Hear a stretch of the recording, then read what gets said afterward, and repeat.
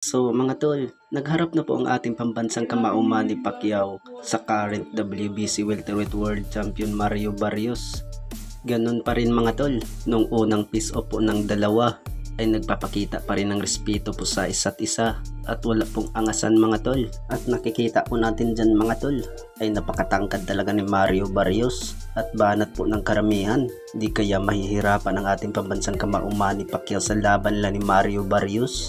Pero hindi daw dapat tayo mag-alala po sa laban ni Manny Pacquiao mga tol.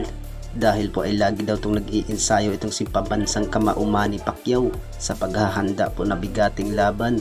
Bukod dyan ay banat po ni Mario Barrios mga tol ay hindi daw siya magpapatalo kay pambansang kamao Manny Pacquiao at siguraduhin daw niya mga tol na makuha niya ang panalo.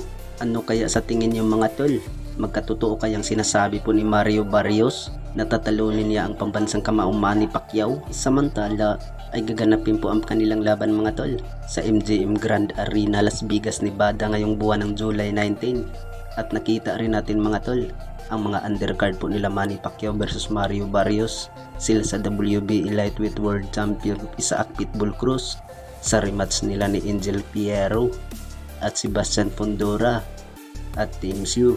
Sa rematch din nila mga tol. Sa kabilang banda naman mga tol ay nagkainitan din ang ating dalawang pambato. Sila former 3 Division World Champion Angas ng Pinas Janril Casimero at ang top prospect po ng Ifugao na si Carl James Martin. Dahil po sa nakita po natin sa comment sa Pahuka Sports ay banat po ni Carl James Martin mga tol na natakot daw itong si Cuadro Alas sa kanya na maging sparring sana sila, ay umatras daw itong si Cuadro Alas.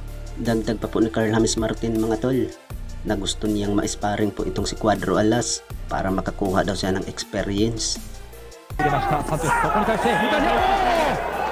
Santos,